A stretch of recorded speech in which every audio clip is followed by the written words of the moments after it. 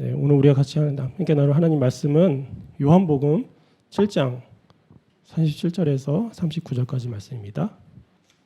예, 다 찾으신 줄 알고 같이 읽겠습니다. 명절에 가장 중요한 날인 마지막 날에 예수께서 일어서서 큰 소리로 말씀하셨다.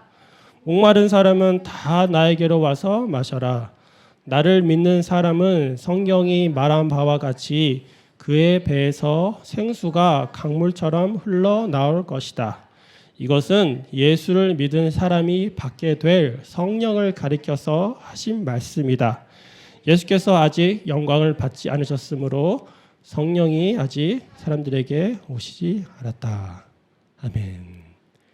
네, 오늘 설교 제목은 생수의 강이 흘러나오리라는 제목으로 말씀 증거하겠습니다. 네, 계속해서 저희가 요한복음 7장을 계속 묵상하고 있는데요. 우리가 7장에서 확인한 것처럼 예수님께서는 예수님께서는 유대인들에게 이제 신변의 위협을 좀 겪으셨습니다. 그래서 특별히 예수님께서 갈릴리 지역으로 다니면서 이제 유대인들을 피해서 다니셨습니다. 근데 우리가 살펴봤던 것처럼 예수님의 형제들이 예수님께 이런 얘기를 합니다. 이렇게 알려지길 바라면서 숨어 다니면서 일하는 사람 없습니다. 그러니까 어서 모습을 드러내십시오. 이렇게 얘기했던 장면 기억하실 것입니다. 이제 곧 이제 예루살렘에 초막절이 때 그때 유대인들이 많이 모이니까 그때 가서 이제 그 말씀을 선포해라 이렇게 얘기했습니다. 근데 예수님 어떻게 하시죠? 그들의 요구를 따르지 않습니다. 여전히 하나님의 방법대로 하는 뜻대로 그 모습을 숨기시고 또 다니십니다. 그렇게 또 아무도 모르게 이동하시지요. 그리고 마침내 예루살렘 성전에서 모습을 드러내시고 또 하나님의 말씀을 가르치셨습니다. 그게 계속해서 우리가 살펴보는 요한복음 7장의 내용입니다. 근데 7장을 계속 보다 보면은 이 예수님과 유대인들 사이 또 예수님과 이 바리새인들 사이에 갈등이 이 긴장이 점점 커진 것을 우리가 살펴볼 수 있었습니다. 성경이 이제 요한복음이 말하고자 하는 바는 이 예수님이 거하시는 곳에는 그분을 믿고 따르는 믿음과 또 그와 반대로 그분을 거부하고 그분을 죽이려고까지 하는 불신 이 두 가지가 이제 갈라진다. 이것을 성경이 말하고 있는 것입니다. 예수님 믿는 자에게는 영원한 생명이 믿지 않는 자에게는 영원한 죽음이 내려지는 것이죠. 이러한 진리에 대해서 예수님과 유대인의 갈등이 긴장되는 고적 가운데서 오늘 함께 나누는 이 요한복음 7장 37에서 39절 말씀이 어떤 큰 방점을 찍는 그러한 대목인 것입니다. 이 말씀은 예수님 당신이 자신이 영원한 생명의 근원이 되심을 더욱더 분명히 밝히시고 그 생명을 누리도록 초청하시는 그런 선언이면서 또 그 믿는 자에게 그러니까 예수님 초청에 응한 자에게 성령님이 임하실 것이다. 내주하실 것이다. 이것을 말씀하시는 대목인 것입니다. 예수님께서 모든 사람들 앞에서 큰 소리를 외쳤다라고 이제 기록되어 있지요. 그러니까 여전히 신변의 위협을 느끼면서 이제 알게모로 다니시면서 갑자기 짠 하고 나타나시고 큰 목소리로 이 진리를 외치신 것입니다. 오늘 본문 말씀 이후 계속해서 살펴보면은 이 말씀 때문에 더 큰 혼란이 일어났다고 합니다. 더 큰 분란이 일어났다고 합니다. 더 분열됐다고 합니다. 어떤 이들은 예수님을 믿고 영접하였고 또 그 무리들 가운데서 또 더 큰 논쟁이 일어났다고 또 이 다음 구절에 또 증거하고 있습니다. 그러니까 믿음과 불신의 간극이 예수님 때문에 예수님이 더욱더 더 극명하게 더 극단으로 치닫게 이렇게 점점 만들고 계신다는 것입니다. 그러니까 이런 상황을 예수님께서 계속해서 의도하시고 목적하신 바가 있다는 것이죠. 거기에 따라서 오늘 말씀이 큰 분기점이 되는 방점이 되는 말씀이란 것입니다. 그래서 오늘 말씀에 대해서 좀 더 자세히 알아보겠습니다. 이 말씀이 배경이 초막절이지요. 초막절은 유대인의 3대 절기입니다. 그래서 꼭 모든 유대인들이 다 모여서 지키는 그러한 절기입니다. 원래 초막절은 추수를 이제 기념하는 절기입니다. 그때 뭐 올리브도 따고 뭐 이렇게 여러 가지 과일도 따고 이러면서 그 소출을 이게 갖게 하신 이제 수확하게 하신 하나님께 감사하는 그러한 절기인 것입니다. 그러니까 농업의 의미가 좀 큰 절기였습니다. 근데 그와 더불어서 이 하나님의 의대에서 점점 그것을 묵상하다 보니까 유대 사람들이 이 광야 40년을 그 함께했던 그 하나님의 은혜에 대해서 함께 기억하고 또 그것을 통하여서 진짜로 이 말 메시아께서 오셔서 진짜로 이루게 될 그 하나님 나라를 고대하는 그런 기대와 소망도 함께 덧입혀서 이 초막절을 기리게 되었다 합니다. 그 초막절에는 그 출애굽 시대를 이제 기억하면서 오두막에서 야영도 하고요. 매일 아침마다 이제 실로암 못에 가서 물을 떠다가 이제 제단에 붓는 그런 예식도 하고 또 밤에는 이제 성전 여인의 뜰에서 거대한 이제 가지에 달린 촛불 그 아래에서 이제 축하하는 순서도 가졌다고 합니다. 그것을 이제 7일 동안 계속 반복했다고 합니다. 특히 이제 실로암 못에서 물을 기를 때는 아무나 하지 않고 제사장들이 그 일을 맡아서 했습니다. 이제 그들이 가가지고 이제 금 주전자에 물을 가득 채우고 와가지고 이제 성전을 갖고 옵니다. 그래서 제단을 돌고 제단 서쪽에 있는 이 깔때기에 이제 물을 붓게 되는데 이제 이 의식을 하는 동안 이 물을 깃고 이제 붓는 의식을 하는 동안은 이제 그 성가대가 시편 113편에서 118편까지 그 찬송을 시를 부르면서 하나님께 이제 더욱더 찬양 올리고 감사하고 더욱더 우리가 그런 하나님을 의지하자 이렇게 다짐하는 그런 노래를 불렀다고 합니다.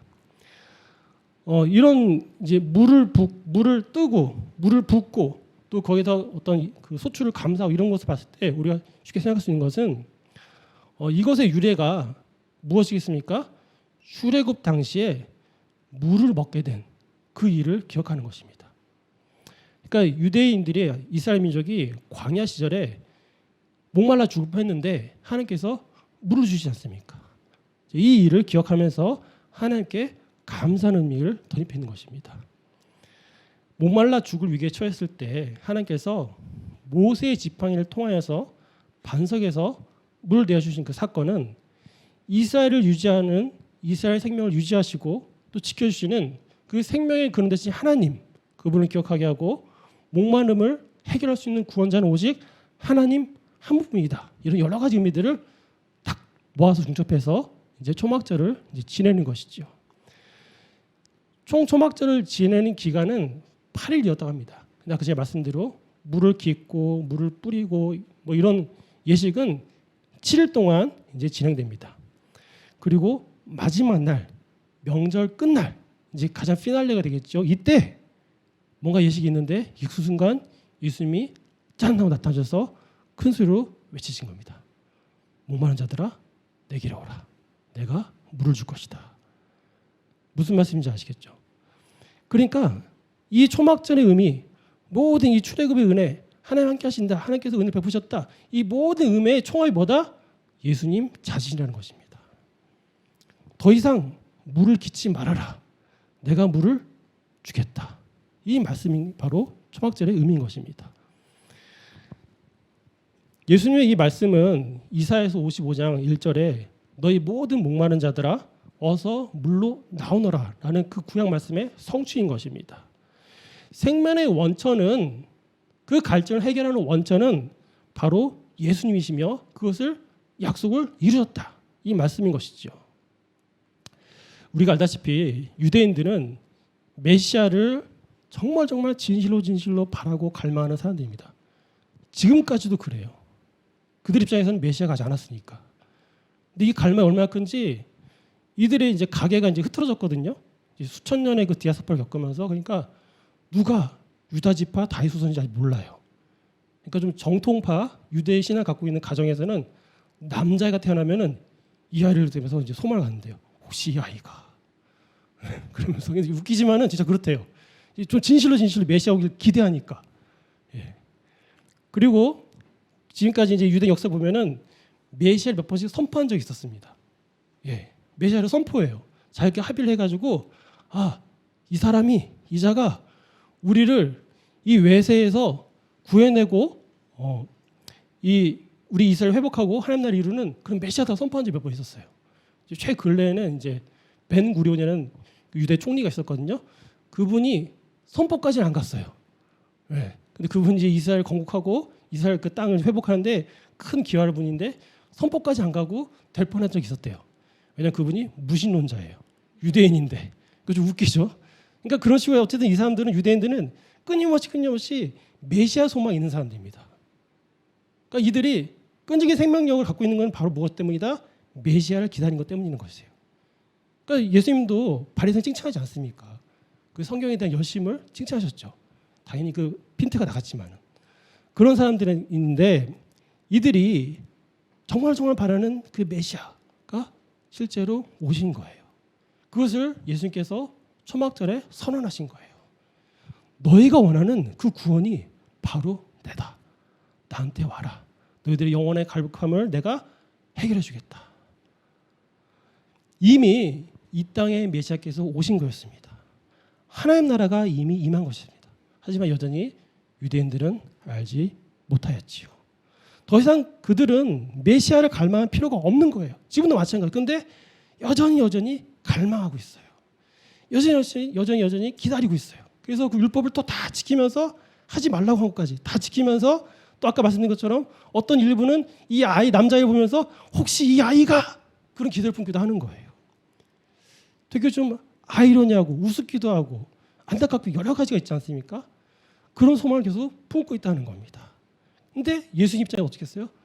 나다니까. 내가 메시아라니까. 내가 너희들의 그 영혼의 그 갈급함을 채워줄 수 있는 메시아라니까. 나를 마셔라. 라고 얘기하고 있는 거예요. 사랑하는 여러분, 사람들이 가장 필요한 게 뭡니까? 메시아예요. 구원이에요. 나를 구해주는 거예요. 어디로부터? 이 사망 권세 안에서요.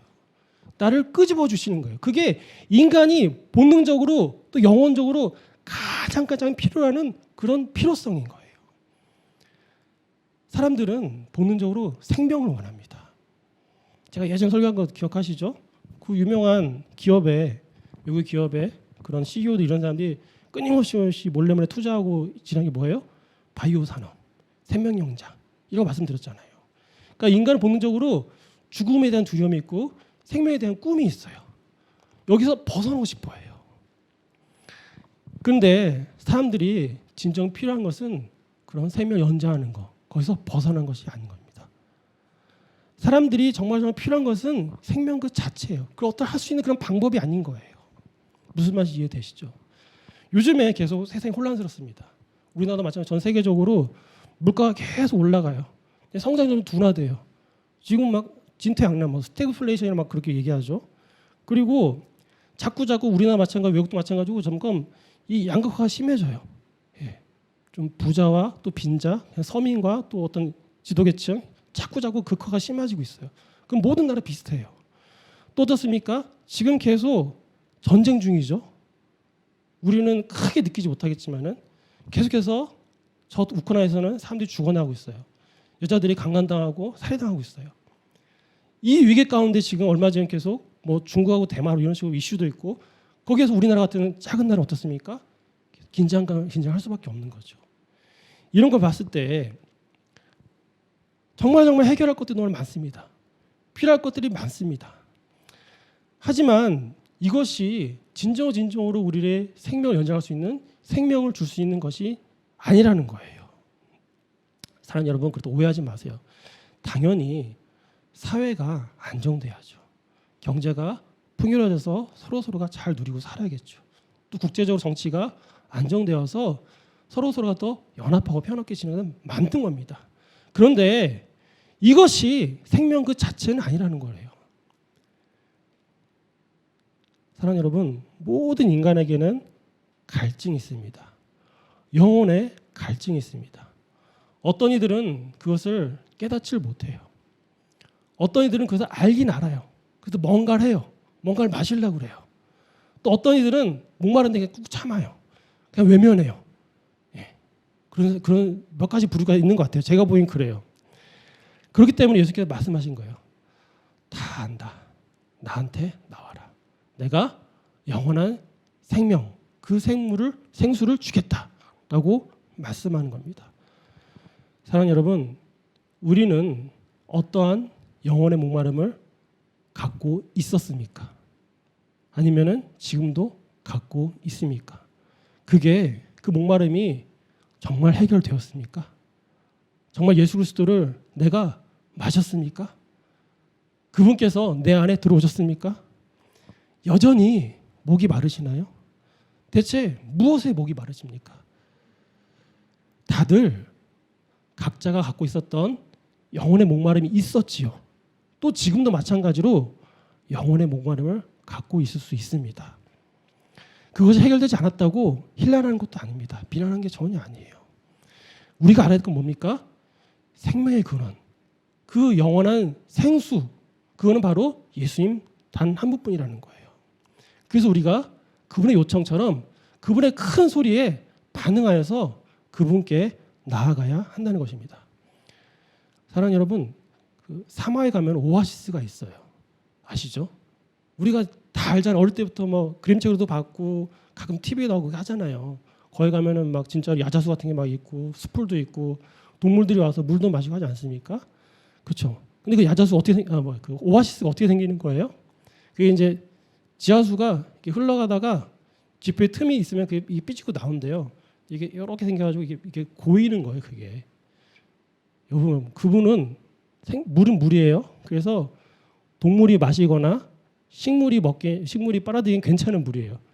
근데 사람은 못 먹어요. 그 물 먹으면 사람 병 걸려서 죽어요. 우리가 막 오아시스 하면은 막 땀 삐질 흘리면서 사막을 헤매다가 우와 오아시스 해가지고 선봉 뛰어서 막 목욕탕하고 마실 수 있을 것 같죠? 절대 그러면 안 된다고 합니다. 그냥 죽는데요. 동물 식물은 괜찮은데 보기에는 괜찮아 보여. 뭔가 나를 해결할 수 있을 것 같아. 시원할 것 같아. 근데 거기에 뛰어들고 그걸 마시면은 큰일 난다는 것입니다. 온갖 박테리아 세균이 드글드글하대요. 생각해 보세요. 그 뜨거운 햇볕에서 물이 계속 열을 받는 거예요. 그 더러운 것들이 막 섞이는 거예요. 그게 보기 좋다고 해서 그 마시면 어떻게 됩니까? 죽게 되는 거예요. 우리는 오직 깨끗한 물을 마셔야 됩니다. 반석에서 물 내신 그 하나님을 바라보고 거기서 흘러나온 정말 정수가 된 정말 그 지하수가 흘러서 이 흙과 암벽을 타고 나면서 깨끗하게 정수가 된 그 물을 마시는 게 바로 우리가 바라야 하는 거예요. 그냥 보기 좋은 예쁜 그런 오아시스가 아니에요. 여러분, 예수님이 바로 그 생명의 물이신 것입니다. 이 물이 오직 우리의 영혼의 목마름을 해결할 수 있습니다. 이 물은 마셔도 병에 안 걸려요. 오히려 영원히 살 수가 있어요. 광야에서 사막에서 이 팍팍한 세상에서 오아시스 같은 것을 찾지 마세요. 아, 이게 해결해 주겠지. 아, 이거 하면은 좀 부유해질 것 같아. 아, 이거 하면은 우리 가족들 화평해질 것 같아. 아, 이거 하면은 우리 애들 정말 잘 클 것 같아.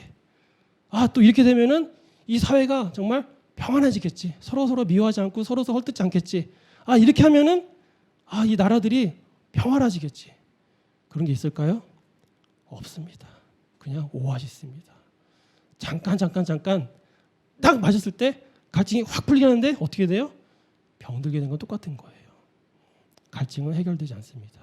오직 예수 그리스도만이, 그분만이 끊임없이 흘러나오는 깨끗한 생명수이신 것입니다.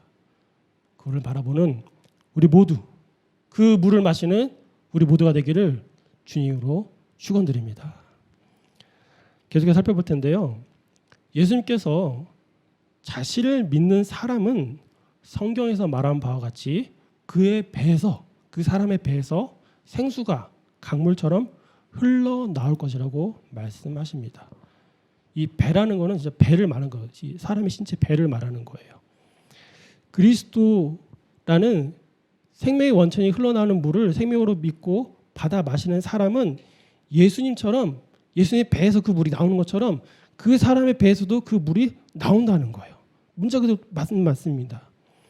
목마른 자는 생명의 근원 대신 예수 그리스도께 나올 때 목마름이 해결되지요. 이것은 곧 예수 그리스도를 믿는 믿음을 말하는 것입니다.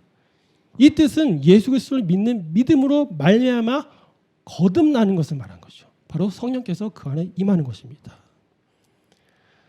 그래서 성경에서 말한 바와 같이 그의 배에서 생수가 강물처럼 흘러나온다는 말씀은 예수 그리스도를 믿음으로 말미암아 거듭날 때 믿는 자 안에서 내주하신 성령님을 가리키는 것이죠.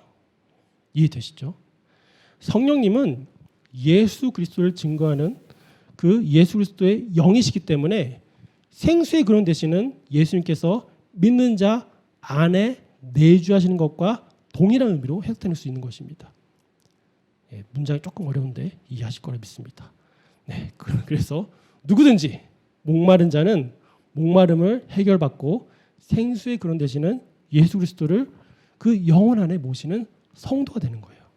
그래서 그 자의 배에서 동일하게 그 성령께서 예수 그리스도 영에서 나오는 그 물이 똑같이 흘러나오게 되는 거예요. 성령님이 믿는 자의 목마름을 해결하시고 성령님이 믿는 자 안에서 계속 흘러 넘치심으로 생수가 강물처럼 흘러가게 되는 것이죠. 근데 여러분, 왜 하필 배라고 할까요? 입도 있고 뭐 손도 있을 수 있잖아요. 뭐 하나님이시니까. 하필 배일까요, 배? 십자가를 떠올리시면 됩니다. 그러면 딱 무엇인지 이해되시죠? 십자가에 달리신 예수님의 옆구리를 로마 군병이 창으로 찔렀습니다. 그때 무엇이 나오죠? 모든 물과 피가 쏟았습니다. 이것을 바로 말씀하신 것입니다. 그리고 또 십자가에서 예수님이 죽기 전에 뭐라 말씀이시죠? 내가 목이 마르다. 생수가 강물처럼 생명의 강물처럼 뿜어져 나오고 흐르는 그분이 목이 마르대요. 다 소진돼 가시는 거예요. 마지막에 배에 구멍이 나서 옆구리 구멍이 나서 그 물이 또 다 쏟아져 버린 거예요. 단 한 방울까지 다. 누구를 위해서? 바로 우리를 위하여서. 그 생명을 다 흘려내 보내신 겁니다. 예수 그리스도의 배에서 생수가 강물처럼 흘러나오듯이 예수 그리스도를 믿는 우리의 배에서도 생수가 강물처럼 흘러나오게 되어 있어요. 우리의 배에서도 창에 찔려서 물과 피가 다 쏟아 흘러나와야 되는 거예요.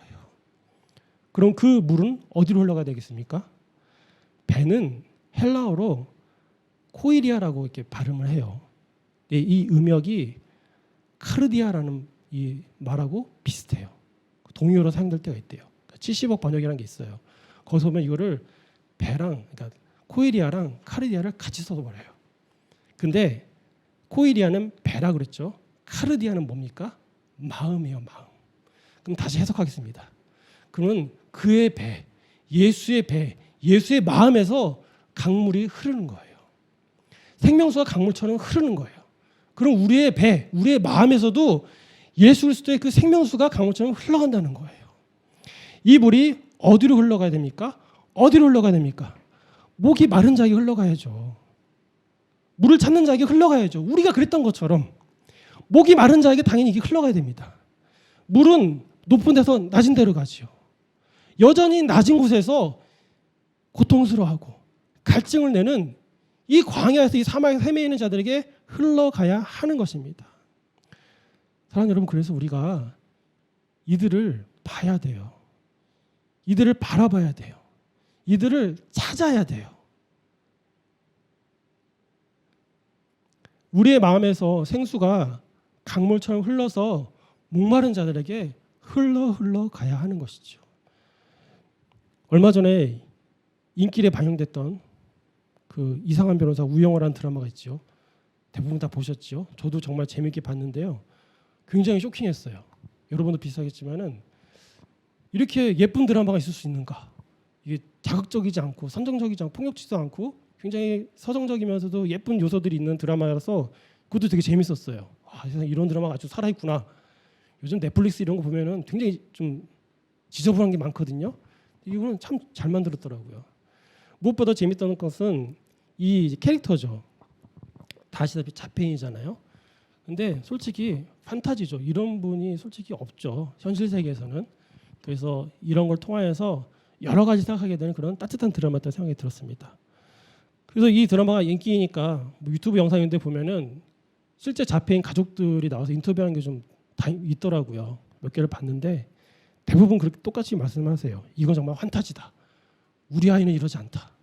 예.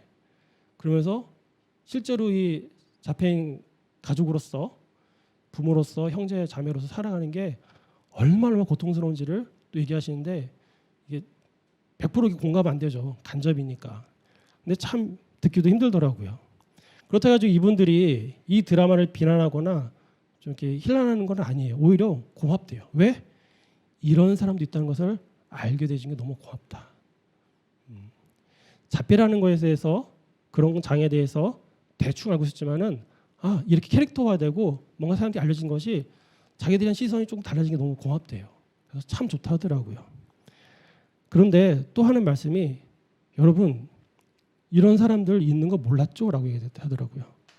왜냐하면 우리나라는 장애인들이 안 보인다고 하더라고요. 우리 버스 자주 타시잖아요. 지하철 자주 타시잖아요. 실제로 휠체어 타신 분들 많이 보나요? 목격하나요? 1년에 한 번 있을까 말까 했던 것 같아요. 저도 요즘 버스 많이 타고 다니는데 한 번도 못 봤어요. 거의 한 5개월 동안. 그렇잖아요. 그분들 다 어디 있을까요? 불편하니까. 본인들이 또 나와봤자 또 폐만 끼치니까. 이게 바로 우리 사회 모습인 거예요. 그래서 이분들 또 얘기하는 게 우리 아이가 병이 아니라는 걸 알아서 너무 고맙대요.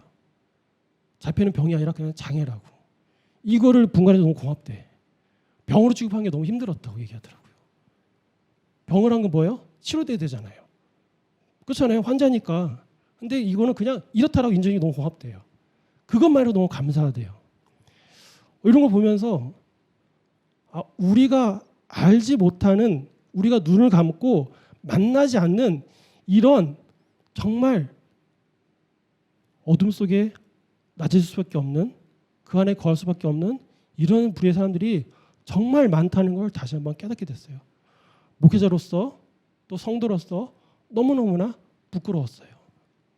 그렇다고 해서 우리 교회가 이제부터 뭐 장애인 사역을 하자 막 나가자 이런 말씀하는 게 아니라 이제부터 시작이 되더라고요. 이런 사람들에게 계속 흘려보내야 한다. 계속 관심을 갖고 노력하고 자꾸 마음에 품어오는 그런 우리 마음 가운데서 예수의 생명수가 이들에게 흘러나오기를 우리가 시작해야 된다. 그런 마음이 들었습니다. 사랑하는 여러분, 우리가 이제라도 깨닫으면 다행인데 우리가 정말로 그럼 이런 분들 말고라도 목마른 자들 많잖아요. 대표적으로 불신자들. 이런 사람들에게 이 물이 우리의 물이 흘러보낸 적이 몇 번이 됐나요?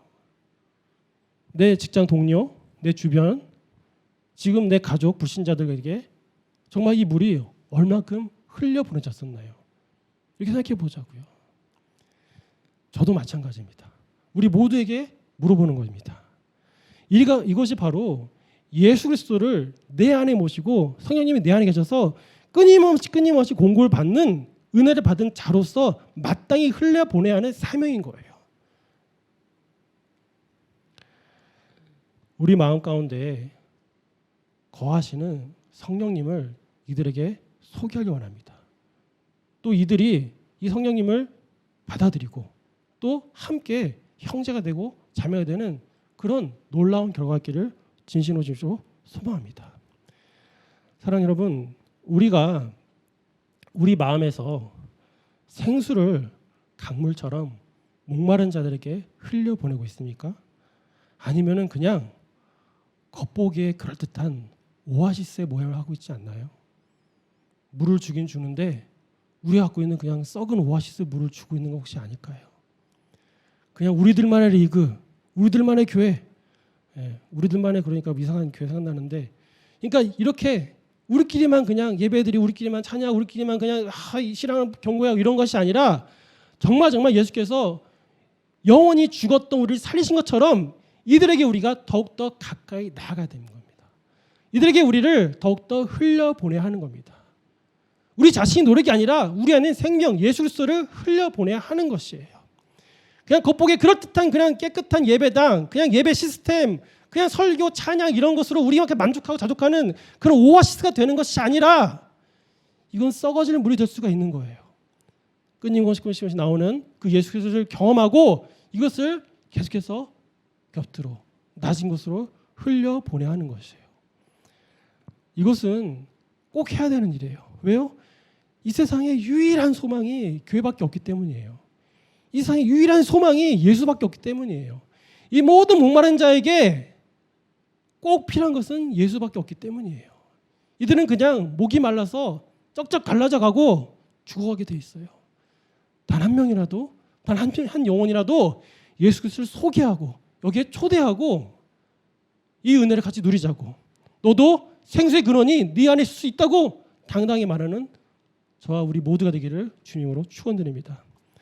사랑하는 여러분, 하나님 말씀밖에 없어요. 예수님 생명밖에 없어요. 성령의 능력밖에 없습니다. 목마르다고 사막을 광야를 헤매는 그런 방황하는 사람들에게 이 진리를 알려줄 사람은 오직 이 은혜를 알고는 우리밖에 없는 거예요. 여러분, 우리가 오아시스를 만들지 않기를 원합니다. 끊임없이 물을 흘려보내길 원해요. 예수 그리스도의 생수가 강물처럼 나오는 그 은혜가 그냥 썩은 물이 되어서 고인물이 되어서 썩는 진도하는 이런 것이 아니라 계속해서 순환되기를 원해요. 물은 낮은 곳으로 흘러갑니다. 물은 땅을 적시우고 싹을 틔우고 꽃을 피우고 열매를 맺는 거예요. 생명이기 때문에 그렇습니다. 물이 바로 생명이에요. 생명이 필요한 자들도 있어요. 그들도 싹을 틔워야 돼요. 그들도 이삭을 맺어야 돼요. 여러분, 그냥 우리가 고요했지 않기를 원합니다. 우리가 그냥 여기서 나오는 그 샘물을 즐거워하면서 이렇게 멈추지 않기를 원해요. 회복이 필요한 자들이 있어요. 주님 앞에서 변명이 통하지 않습니다. 아, 그런 사람도 있는지 몰랐어요. 저는 제 일만 하느라. 저 사기도 바빴어요. 아, 좀 알려주시지. 그런 변명이 통합니까? 아니요. 절대 통하지 않습니다. 이미 다 알고 있잖아요. 눈에 다 보이잖아요. 다 듣잖아요. 그런데 우리는 뭐하고 있습니까? 계속 고요 있으려고만 안 되는 거예요.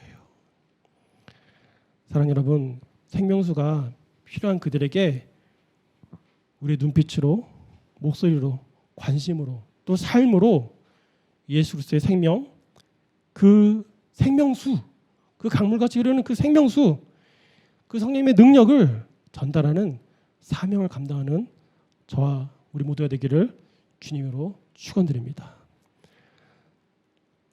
사도 바울은 우리가 성령으로 세례를 받아서 한 몸이 되었고 또 모두 한 성령을 마시게 되었다라고 고린도서 12장 13절에 얘기하고 있습니다. 우리의 영혼은 목마름은 예수 그리스도를 마심으로, 그 성령을 마심으로 해결될 수 있어요. 겉보기에 그냥 그럴듯한 오아시스 물을 마시고 병에 걸린 것이 아니라 우리가 그 은혜를 받잖아요. 끊임없이 뿜어져 나오는 그 생수, 그 맑은 물을, 그 예수 그리스도를 마시잖아요. 그런 물을 더욱더 찾는 우리가 먼저 되기를 원해요. 그것도 무엇보다도 우리 안에 내주하시는 예수 그리스도의 영, 성령님으로 말미암아서 생명을 강물처럼 흘려보내는, 더 낮은 곳으로 흘려보내는 우리 모두가 되기를 주님으로 소원합니다. 예수님처럼 낮은 곳을 향해서 우리 배에서, 우리 마음에서 물과 피를 모두 쏟아내고 그러한 사명자의 삶을 살아내는 우리 모두가 되기를 주님으로 축원드립니다.